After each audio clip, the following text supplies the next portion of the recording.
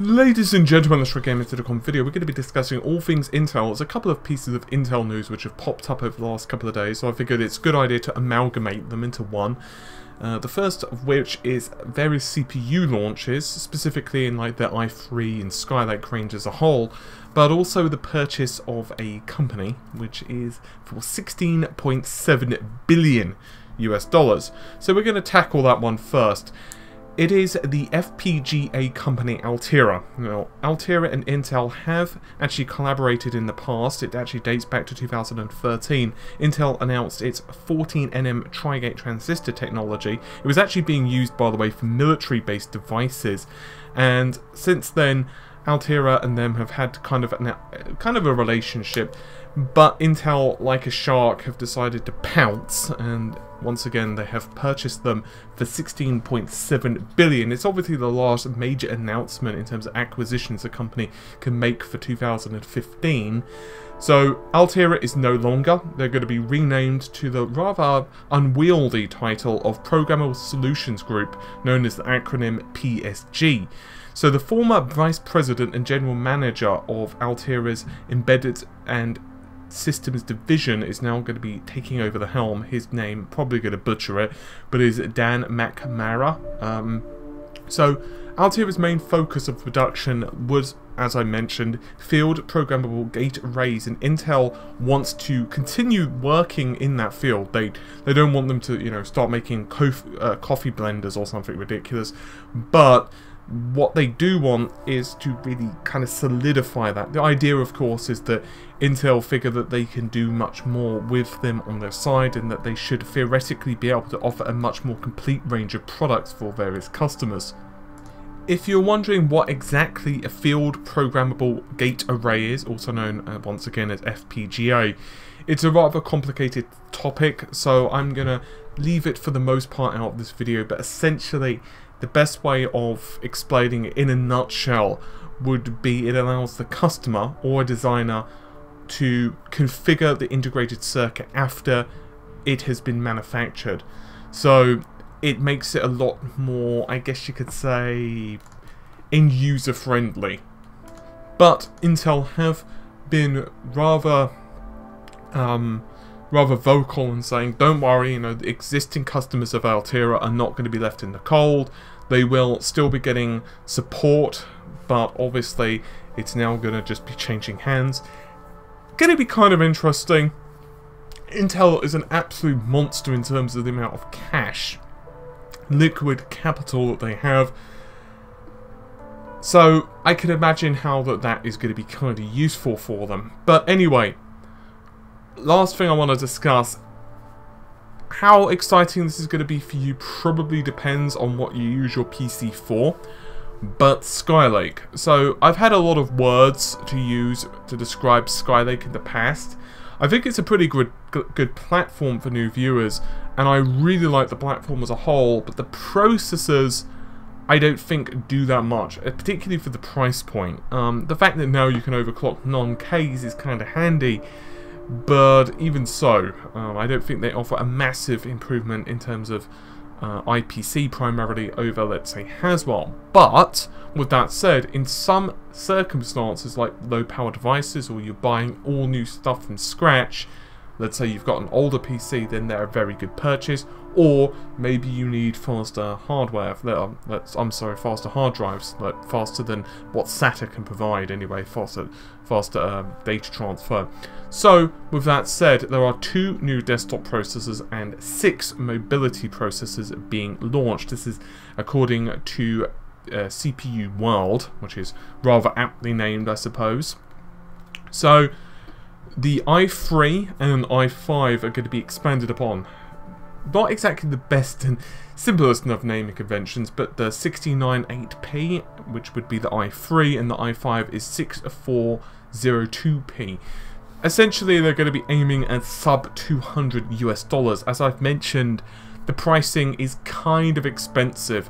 So the 6402p is, as I mentioned, an i5, therefore it is the standard quad core with no hyper-threading. base clock of 2.8 GHz, boosts up to 3.4, 6 megabytes level 3 cache, TDP of 65 watts.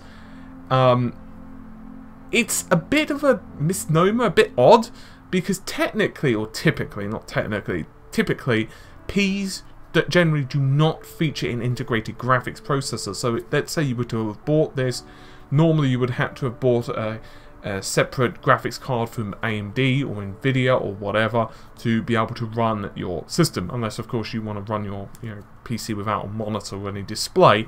This is not the case with this. The i5 in this case does come with its own iGPU.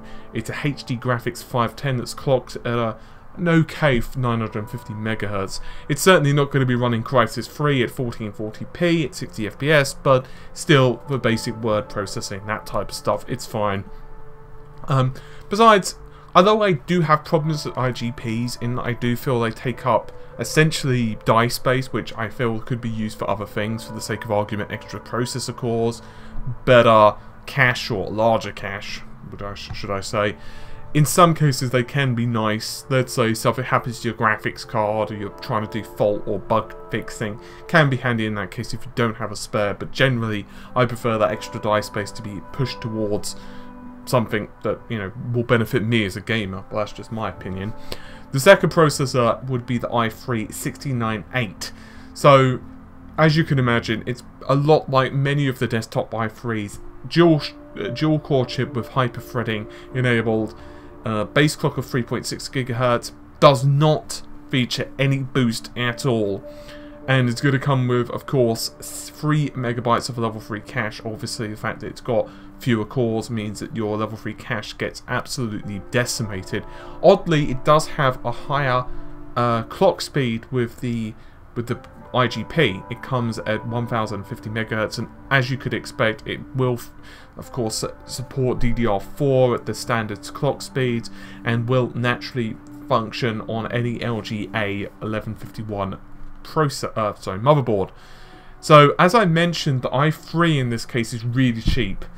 It's way under the sub 100 mark, 200 mark. It's going to be around $100 US, whereas the i5 is going to be just under 200, probably around 180, 200, depending on what retailers decide to gouge. This is US dollars. I can't remember if I said that or not. God, you can tell I'm tired. It's going to be interesting, because if these processors are good overclockers with the BIOS update, it could mean some really interesting little chips. I guess we're going to have to see. It could be a good low barrier to entry once again if you don't have a large budget for your new processor, and a good way to get into DDR4 before, let's say, Zen and whatever else come out, like kind of a good side grade, maybe. As I mentioned, there are a whole bunch of processors coming out for mobility. I'm not going to list them all because, frankly, I'll be here until absolute freaking Christmas. The i7 is the 6498DU. Now, as you might expect, it's a dual core. It's a hyper-threaded dual core processor clocked at 2.5 GHz. Personally, and this is something I've had issue with for some time now, I think it's a whole bunch of bullshit that Intel do that they have different naming conventions for the desktop and laptop, and yes, there are reasons for it, but you know what, for the average Bob and Jill on the street, they don't know that. Most people just look at things and associate them, and I have a big problem with that, and Intel are certainly not the only company to do this. But I have big issues with, hey, it's an i7, therefore you expect it to roughly perform the same as another i7. Yeah, sure, you might expect different clock speeds, or let's say a Skylake to, let's say, I don't know, Haswell, or Skylake to a Sandy Bridge. You would expect some, performance differences, IPC, that type of thing.